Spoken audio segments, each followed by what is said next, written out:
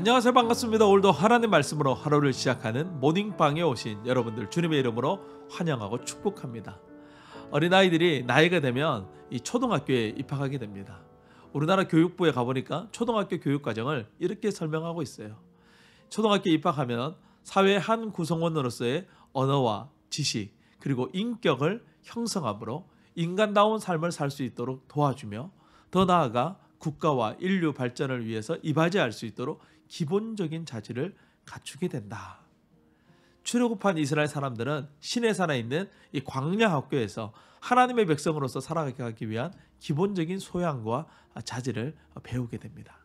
오늘 우리가 묵상할 하나님의 말씀은 사무엘하 6장 1절에서 11절 말씀입니다. 어느 정도 나라가 안정되자 다윗은 이스라엘 사람들의 오랜 수건 사업 중에 하나인 법궤를 옮기는 일에 착수합니다. 법궤는 대략 약 70년 전에 이 엘리 제사장의 아들인 홈니와 비느하스에 의해서 전쟁터로 가져갔다가 이 블레셋 사람들에게 빼앗겨 버리게 됩니다. 그 후에 우여곡절 끝에 법궤는 이 기랏 야림이라는 동네 아비나답의 집에 보관 중이었어요. 아비나답은 레위인이었습니다. 이스라엘 사람들은 오랜 시간 동안 법궤가 없는 성막에서 예배를 드렸던 것이죠. 다윗은 이제 그 법궤를 옮겨오기를 원합니다. 하지만 다윗은 법궤를 성막이 아닌 예루살렘으로 옮겨오려고 합니다. 다윗이 법궤를 예루살렘으로 옮겨오려고 한 것은 자신의 왕권을 강화하려는 의도가 숨어 있는 것이죠. 부국 강병을 이룬 다윗, 위대한 왕이 된 다윗, 많은 사람으로부터 존경을 받는 다윗. 그러나 다윗은 하나 더 추가하기를 원합니다. 하나님이 함께하는 다윗. 그래서 하나님을 상징하는 법궤를 예루살렘에다 가져다 놓으려고 하는 것이죠. 하지만 이러한 다윗의 생각은 올바른 것이 아니었습니다. 법궤는 성막에 있어야 되는 것이지 왕을 위해서 사용하는 것이 아니었어요. 결국 법궤를 옮기는 과정에서 사망사고가 발생하게 됩니다. 우사라는 사람이 법궤를 옮기는 과정에서 법궤를 만짐으로써 죽게 되는 것이죠.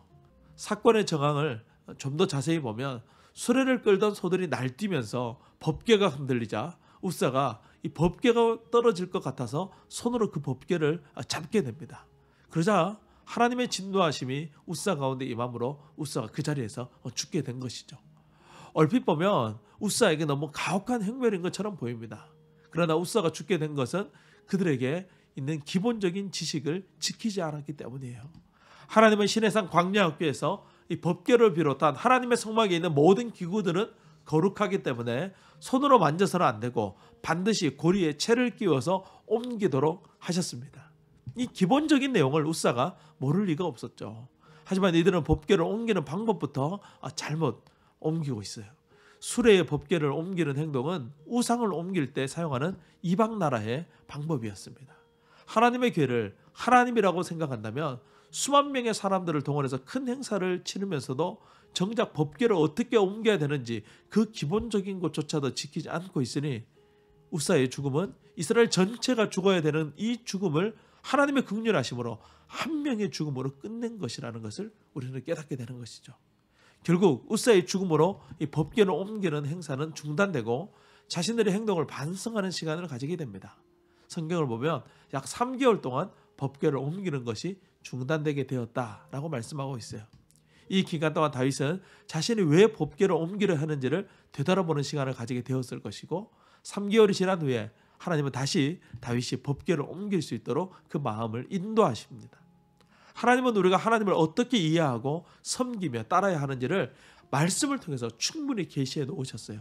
그러므로 우리는 성경을 늘 가까이 하면서 부지런히 읽고 연구하고 말씀대로 하나님을 섬기기를 힘써야 되는 것이죠.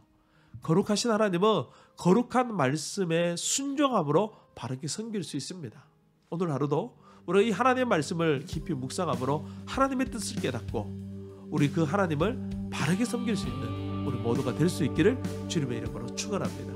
오늘도 승리하세요. 샬롬.